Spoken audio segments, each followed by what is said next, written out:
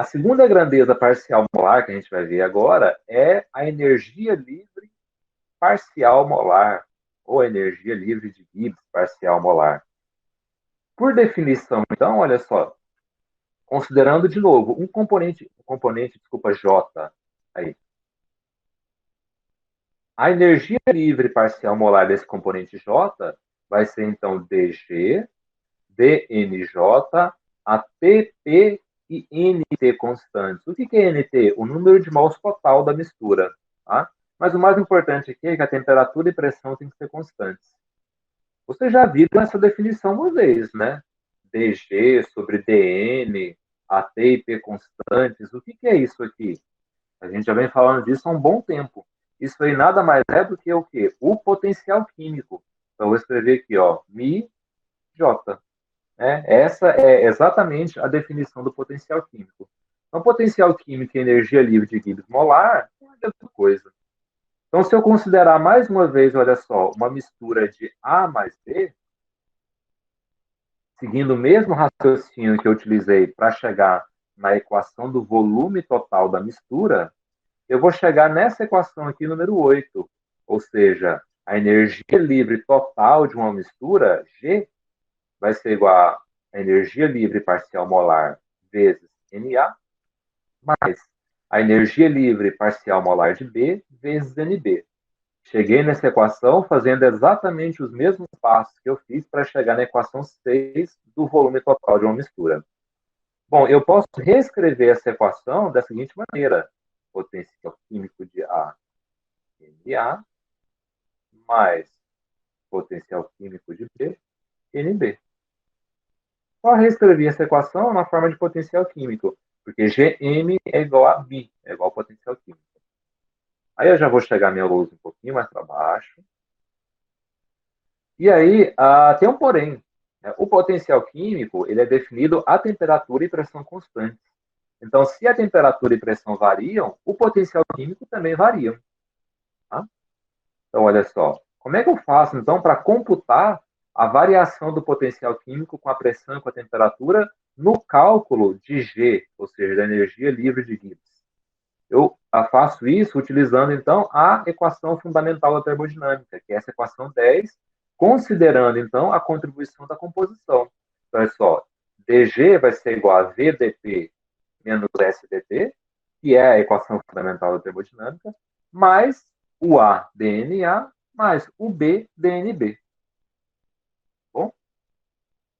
Bom, se a temperatura e a pressão forem constantes, eu posso expressar essa equação na forma da equação 11, olha só. dG vai ser igual a o A dNA mais o B dNB, quando se P e P... Opa, ficou meio feio, eu vou reescrever isso aí. Se P e P forem constantes. Constantes.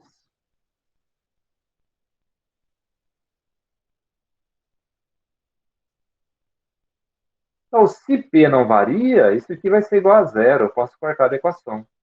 Se P não varia, isso aqui também eu posso cortar. Né? De modo que fica só essa parte aqui, então.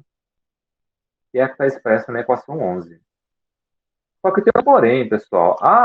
O potencial químico, além de variar com a temperatura e com a pressão, ele também varia com a composição do sistema.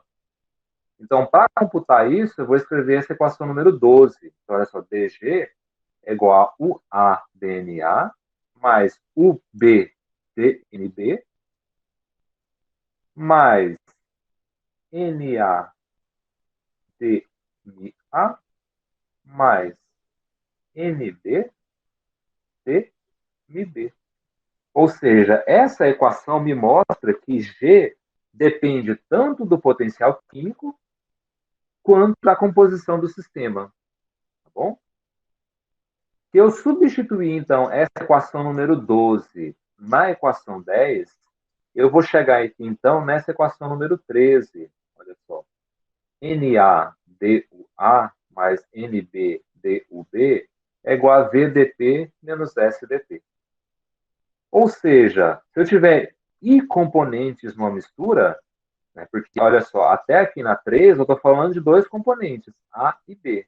Mas se eu tiver 1, 2, 3, 4, 5 e componentes, eu posso escrever essa equação 13 da forma como ela está aqui na 14. Então, o somatório, né, de NI vezes DI, ou seja, né, o somatório da composição, do número de mols, vezes a variação do potencial químico para I componentes, é igual a VdP menos SdT. Tá?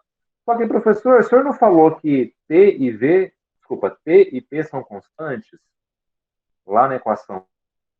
Se eu considerar, então, que T e P realmente são constantes, como eu já falei lá atrás, como é que fica, então, essa equação número 14?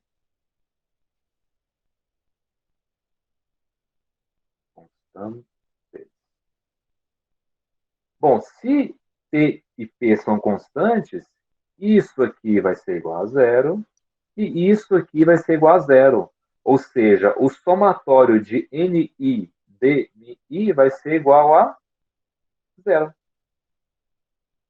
Essa equação número 15, vou puxar minha lousa um pouquinho mais para baixo mais uma vez. Essa equação número 15, ela é chamada de equação de Gibbs-Durham. Tá? Equação de Gibbs-Durham. E ela diz que, na verdade, o potencial químico de uma mistura, os potenciais químicos dos componentes de uma mistura, melhor dizendo, eles são dependentes. Ou seja, se um varia, o outro também vai variar. Né? Então, por exemplo, se eu tiver, mais uma vez, uma mistura de A mais B, o que essa equação 15 me diz? Que NaDMA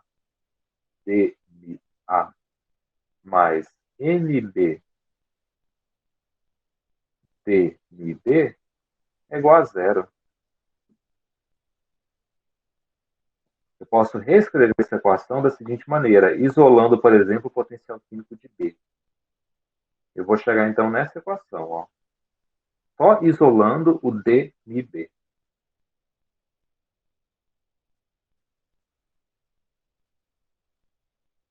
O que essa equação me mostra? Que, de fato, olha só, o potencial químico de B depende do potencial químico de A. E isso, então, é resultado dessa equação de Gibbs-Durham. Professor, mas é meio lógico, né? Se eu tenho uma mistura de A mais B, se eu vario A, o B também vai ter que mudar. Não tem como ele ficar parado, constante lá na solução ou na mistura, né? Mas é o formalismo. Essa equação de Gibbs-Durham é a prova físico-química ou termodinâmica disso, de que os potenciais químicos dos componentes de uma mistura, eles são dependentes. Se eu tiver A mais B, eu não consigo mudar a composição de A sem variar a composição de B. E vice-versa.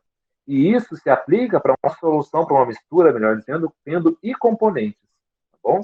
Se eu variar a composição do enésimo componente, a composição do componente primeiro, número 1, também vai. Essa equação de Gibbs-Durham diz.